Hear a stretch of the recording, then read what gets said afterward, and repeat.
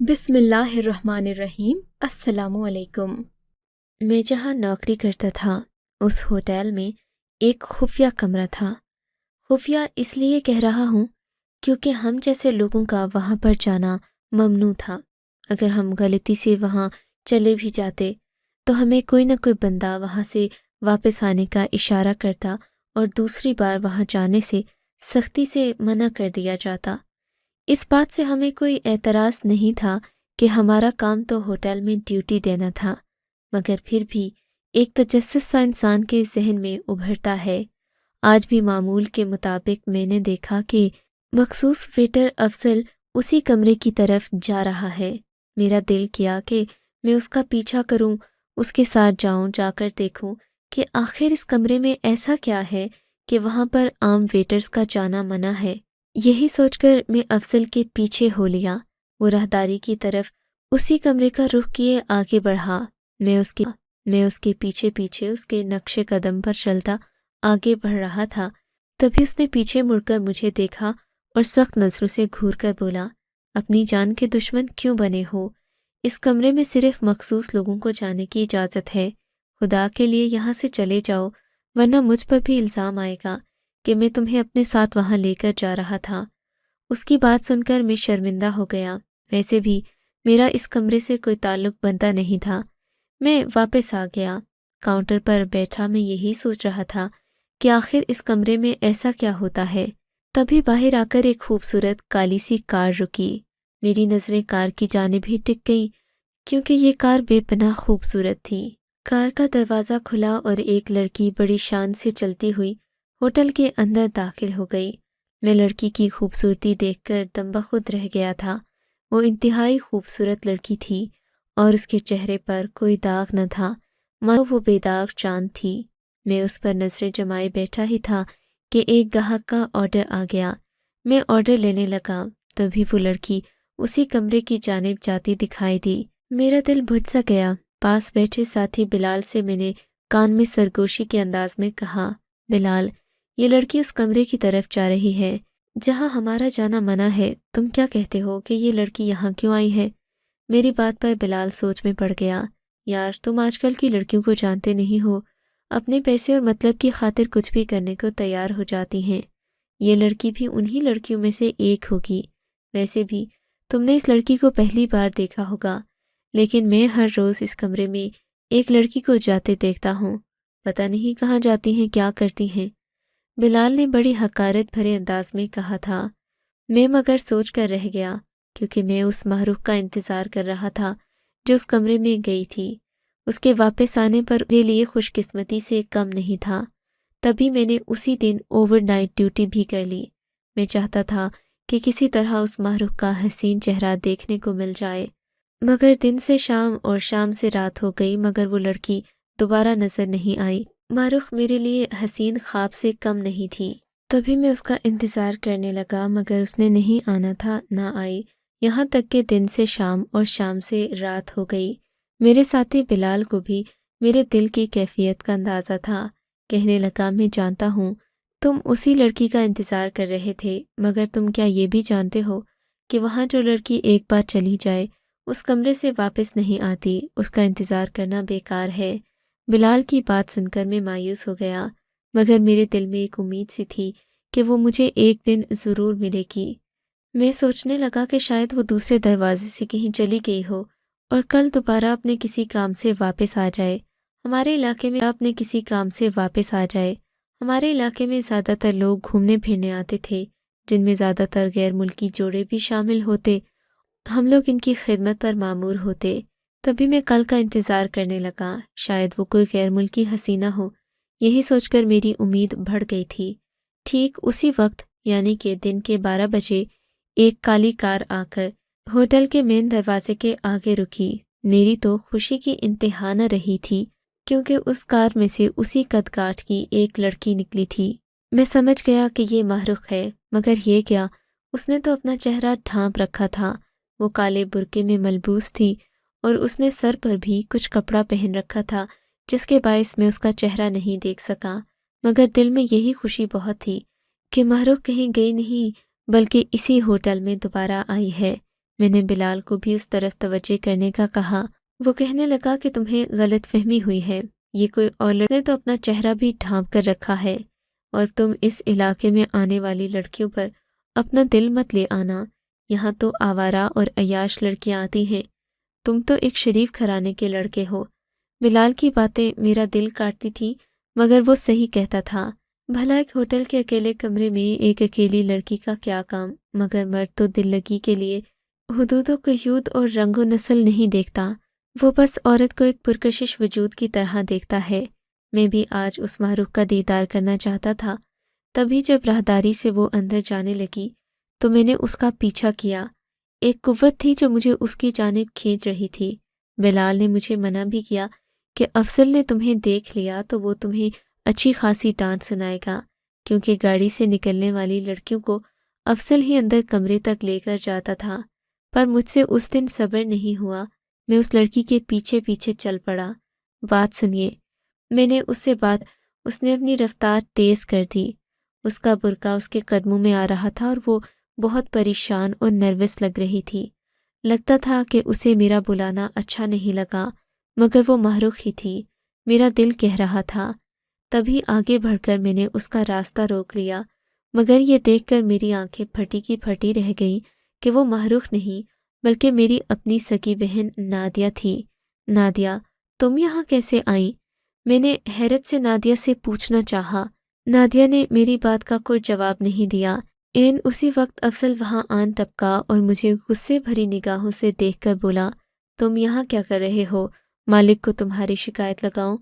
لگتا ہے آج کل تم اس خاص کمرے کے ارد گرد زیادہ ہی منڈلانے لگے ہو، تمہارا علاج کرنا پڑے گا۔ افضل نے مجھے تیور دکھائے، مگر مجھے کوئی فرق نہیں پڑا، کیونکہ میری اپنی سگی بہن نادیہ آج اس کمرے میں جا رہی تھی اور مجھ سے صبر نہیں ہو رہا تھا کہ میں اسے اس کمرے سے کھینچ کر باہر لے آؤں۔ اس کمرے میں آج تک جو لڑکی گئی تھی، بقول بلال کے وہ واپس نہیں آئی تھی، مگر میں کسی کو بتا بھی نہیں سکتا تھا کہ میری بہن اس ہوٹل کے اس خفیہ کمرے میں گئی ہے۔ آخر کو میری عزت کا سوال تھا، میں کسی سے مدد بھی نہیں مانگ سکتا تھا۔ افضل کی بات پر سر جھکا کر وہاں سے چلا آیا، کیونکہ اس وقت سیکیورٹی گارڈ بھی وہیں کھڑا مجھے دیکھ رہا تھا۔ ہوٹل کی اتنی بڑی مینجمنٹ سے پنگا لینا میرے بس کی بات نہیں تھی۔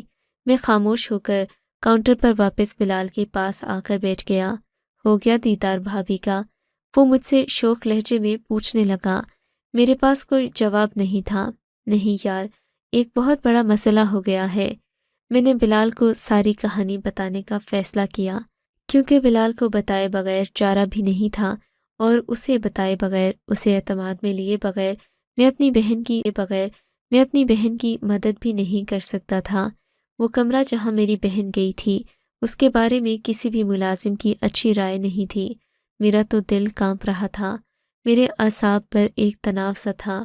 میں اپنی بہن کو اس بند کمرے میں تصور کر کے ہی کانپ رہا تھا۔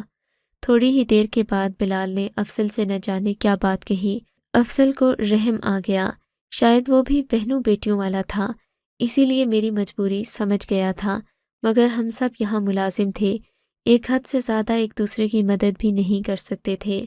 افضل نے مجھے اجازت تو دے دی تھی، مگر صرف اور صرف میرے اپنے رزق پر۔ میں فوراً اس کمرے کی طرف بڑھا۔ میرے خیال سے تو اس کمرے کو اندر سے بند ہونا چاہیے تھا، مگر میں نے جیسے ہی چابی گھمائی، میں نے دیکھا کہ کمرے کا دروازہ آسانی سے کھل گیا، لیکن دھڑکتے دل کے ساتھ جیسے ہی میں نے کمرے کا دروازہ کھولا تو کمرے کو ایک دم خالی پایا۔ موجود مخملی پردے سرسرا رہے تھے اور اس میں کسی قسم کی کوئی حرکت نہیں تھی۔ مجھے بہت عجیب سا لگا، ابھی تو میری بہن اس کمرے میں داخل ہوئی تھی، ابھی کی ابھی وہ کہاں چلی گئی؟ یہی سوچ کر میرا دماغ معاف ہو رہا تھا۔ ساتھ ہی لگے اٹیچ باتھ روم کو بھی اچھی طرح دیکھ لیا، بیڈ کے نیچے بھی جھانک کر دیکھا، الماریوں تک کو کھنگال ڈالا، مگر میری بہن کہیں نہیں تھی۔ ہوتی تو ملتی۔ پریشانی کے باعث مجھے سمجھ نہیں آ رہا تھا کہ کیا کروں۔ اتنے میں باہر سے کسی کے قدموں کی آواز سنائی دی۔ یہ افضل تھا جو مجھے باہر آنے کا اشارہ کر رہا تھا۔ مجبوراً میں فوراً اس کمرے سے باہر نکلا۔ افضل، تم اس کمرے میں کیا کرنے آتے تھے؟ یہ کمرہ تو خالی ہے، اس میں تو کوئی نہیں ہے۔ میں تو یہاں شربت دینے آتا تھا، 2 گلاس شربت کے مجھے دیے جاتے تھے، وہی اس کمرے میں سرو کرنے آتا تھا۔ ایک ادھیڑ عمر کی عورت ہوتی ہے کہ وہ گلاس لے لیتی ہے، اس کے بعد میں چلا جاتا ہوں، مجھے نہیں پتا کہ یہاں کیا ہوتا ہے۔ افضل کی بات سن کر میں حیران رہ گیا، میری سمجھ میں نہیں آ رہا تھا کہ میری بہن آخر اس کمرے سے گئی کہاں۔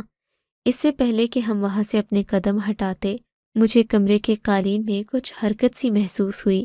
میں اندر جانے ہی لگا تھا کہ افضل نے مجھے خبردار کر دیا، اور پھر یکدم کمرے کی بجلی بند ہو گئی۔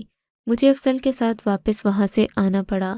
یہ جگہ خطرناک تھی، یہاں جانا آسان بات نہیں تھی۔ افضل مگر میری مجبوری سمجھتا تھا۔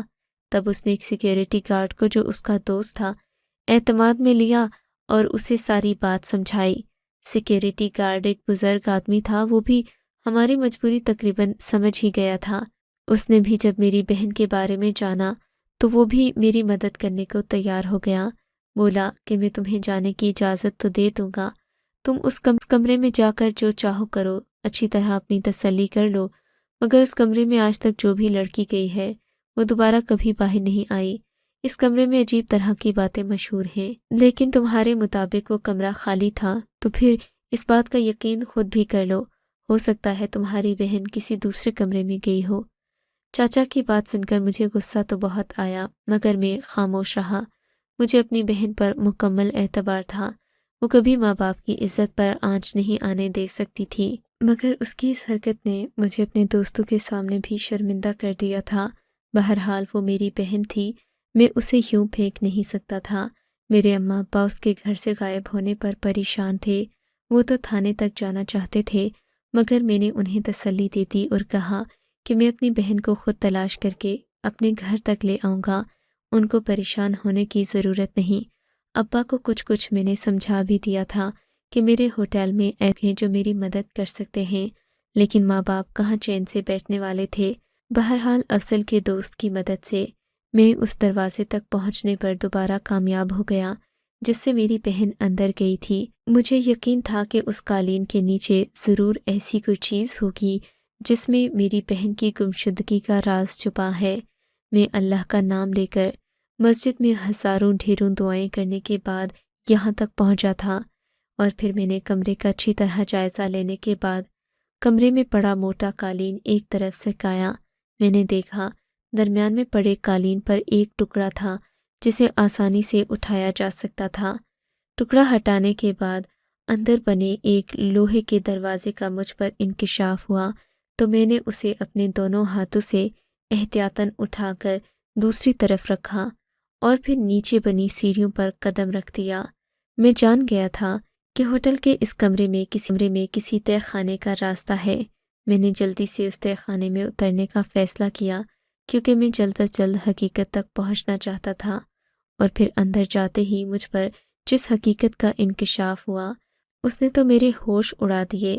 اندر ایک پورا جہاں آباد تھا جسے اگر میں کسی محل کا حرم کہوں تو غلط نہیں ہوگا۔ ہر طرف خوبصورت باتھ روم بنے ہوئے تھے اور ٹائلوں کی ایسی چمک تھی کہ میری آنکھیں خیرہ ہو رہی تھیں۔ لگتا تھا کہ یہاں پر موجود لوگ کسی اور ہی دنیا کے باسی ہیں۔ ہر طرف خوبصورتی ہی خوبصورتی تھی۔ پول کے پاس بیٹھی لڑکیاں بے حد حسین لگ رہی تھیں۔ لڑکیوں کی تعداد کوئی تقریباً 10-12 کے قریب ہوگی، جبکہ بلال کے مطابق یہاں تک 50 لڑکیاں آ کر ہوٹل کے کمرے میں غائب ہوئی تھیں۔ مجھے اپنی بہن کو ڈھونڈنا تھا، مگر ابھی میں حیران پریشان کھڑا اس سب کا جائزہ لے ہی رہا تھا کہ مجھے اپنے پیچھے کسی کی موجودگی کا احساس ہوا، اور اس سے پہلے کہ میں پیچھے مڑ کر دیکھتا کسی نے میرے سر پر دباؤ ڈالا، کوئی چیز میرے سر پر ماری گئی اور پھر میرا ذہن تاریکیوں میں ڈوبتا چلا گیا۔ جب میری آنکھ کھلی تو کئی گھنٹے گزر چکے تھے، مگر میری خوش قسمتی کہ میں نے اپنے سامنے اسی سیکیورٹی گارڈ کو پایا جس سے کچھ دیر پہلے ہی میری ملاقات ہوئی تھی۔ میں نے اس سے پوچھا کہ میں کہاں ہوں۔ اس نے بڑی مشکل سے بتایا کہ میں ہوٹل کے تہہ خانے میں قید ہوں، جہاں آتے ہوئے میں سیکیورٹی کی نظر میں آ گیا تھا، مگر اس بوڑھے گارڈ نے نہ جانے کیسے سیکیورٹی سے بات چیت کر کے مجھ تک پہنچ کر مجھے جگایا، میرا خیال رکھا اور مجھے ہوش میں لانے کی کوشش کی۔ میں ان کا شکر گزار تھا، مگر ان کی پریشانی مجھے صاف نظر آ رہی تھی۔ بیٹا جلدی کرو، تمہیں یہاں سے جلد جانا ہوگا، کیونکہ میں یہاں پر بہت ہی زیادہ خطرات مول کر آیا ہوں۔ نہ صرف میری جان بلکہ میری نوکری کو بھی خطرہ ہے۔ بیٹا تم اپنی بہن کے پیچھے یہاں تک آئے ہو، اس لیے میں نے تمہاری مدد کی ہے، ورنہ یہاں تک آنے والی لڑکیوں کو باحیا سمجھنے کی غلطی نہیں کی جاتی۔ میں اس کھیل سے واقف تھا، مگر یہ نہیں جانتا تھا کہ یہاں پر کوئی تہہ خانہ بنا ہے جہاں پر ان سب لڑکیوں کو قید کیا جاتا ہے اور انہیں مختلف مقاصد کے لیے استعمال کیا جاتا ہے۔ بیٹے اب میں تمہاری بہن کو پہچانتا بھی نہیں ہوں، تمہیں ان لڑکیوں میں سے خود ہی تمہاری بہن تلاش کرنا ہوگی۔ اس کے بعد میں تمہیں ایک راستہ بتاؤں گا جس سے ہوتے ہوئے تم ہوٹل کے مرکزی دروازے سے باہر جا سکتے ہو، مگر دھیان رہے کوئی چالاکی دکھانے کی کوشش مت کرنا، صرف اپنی بہن کو یہاں سے لے کر جانا، کوئی چیز اٹھانا مت اور نہ ہی کسی سے غیر ضروری بات کرنا۔ میں تمہارے لیے سب انتظامات کر دوں گا، جلدی سے جا کر اپنی بہن کو پہچانو۔ میں بوڑھے بابا کی بات سننے کے دوسرے کمرے میں آ گیا جو کھلے ہال کے جیسا تھا۔ وہاں پر موجود لڑکیاں نیم عریاں لباس میں بیٹھی تھیں۔ میری نظر اسی ماہرخ پر پڑی جو معصوم سی صورت بنائے ان سب لڑکیوں میں ممتاز نظر آ رہی تھی، مگر مجھے جلدی سے اپنی بہن کو تلاش کرنا تھا، مگر مجھے اس کی ضرورت نہیں پڑی۔ میری بہن کہیں اندر والے کمرے سے بھاگتی ہوئی آ کر زور سے مجھ سے لپٹی اور رونے لگی۔ بہن کے سر پر چادر نہ دیکھ کر میرا سر شرم سے جھک گیا، مگر بنا کسی بات چیت کے میں اسے وہاں سے باہر لے آیا۔ بوڑھے گارڈ کے بتائے ہوئے راستے پر عمل کرتے ہوئے میں ہوٹل کے مرکزی دروازے تک آ گیا۔ اس محرک کا خیال مجھے ستا رہا تھا، میں اسے بھی اس جہنم سے نکالنا چاہتا تھا۔ سچ پوچھے تو میری پہلی نظر اسی پر پڑی تھی، مگر مجھے اپنی بہن کی عزت عزیز تھی۔ میں اپنی بہن کو وہاں سے باہر بحفاظت لے آیا۔ بہن مجھ سے معافیا مانگنے لگی، میں نے اس کی کسی بات کی کوئی پرواہ نہ کی اور گاڑی میں بٹھا کر گھر لے آیا۔ گھر آ کر میں نے اسے گاڑی سے گھسیٹتے ہوئے باہر نکالا اور اماں ابا کے سامنے کسی مجرم کی طرح پیش کیا۔ وہ بھی خوف کے مارے ہانپ رہی تھی۔ اس نے بتایا کہ وہ وہاں کسی سے ملنے نہیں بلکہ ایک نوکری کی تلاش میں گئی تھی جس کے بارے میں بتایا جا رہا تھا کہ تنخواہ بہت ہی معقول ہے۔ وہ میری مدد کرنا چاہتی تھی، میرا بوجھ بٹانا چاہتی تھی، اسی لیے اس نے یہ انتہائی قدم لیا۔ وہ جانتی تھی کہ میں اس ہوٹل میں پہلے سے ملازمت کرتا ہوں، اسی لیے اسے یہاں کے لوگوں پر اعتبار بھی تھا، کیونکہ میں گھر میں اپنے باس اور مینجمنٹ کی ہمیشہ تعریف کیا کرتا تھا۔ مگر میری بہن کو شاید زمانے کا علم نہیں تھا کہ ہر اچھا نظر آنے والا انسان اندر سے اچھا نہیں ہوتا، اس کے کئی رنگ کئی روپ ہو سکتے ہیں۔ ہم سب شکر گزار تھے کہ میری بہن ایک بڑے حادثے کا شکار ہونے سے بچ گئی۔ میں نے بلال اور افضل اور سیکیورٹی گارڈ سے دوبارہ بات کی کہ اس خفیہ تہہ خانے کو پولیس کی مدد سے ان گناہوں اور برائیوں کا اڈہ بننے سے روکا جائے جو نہ نکلنے والی دلدل کی طرح ہوتی ہے، مگر وہ مجھ سے یہی کہہ کر مجھے خاموش کروا دیتے کہ اس ملک کا انصاف بھی بکا ہوا ہے، اگر تم یہ کوشش کرو گے تو اپنی بھی جان سے جاؤ گے، سو جو ہوا اسے بھول جاؤ۔ مگر میں آج تک اس محروق کا چہرہ بھلا نہیں سکا جسے میں نے پہلے دن اس ہوٹل کے دروازے سے اندر آتا دیکھا تھا۔ میں اپنی بہن کی عزت بچانے میں تو کامیاب ہو گیا، مگر اپنی محبت ہار کر ہمیشہ کے لیے خود کو شکستہ محسوس کر رہا ہوں۔ ابھی تک مجھے اپنا آپ محروق کا مجرم لگتا ہے۔ آپ کو اگر یہ کہانی اچھی لگی ہے تو اس ویڈیو کو لائک کیجیے اور اس طرح کی مزید کہانیاں سننے کے لیے ہمارے چینل کو ضرور سبسکرائب کیجیے۔ کہانی سننے کا شکریہ۔ آپ سے ملاقات ہوگی اگلی ویڈیو میں، تب تک کے لیے اللہ حافظ۔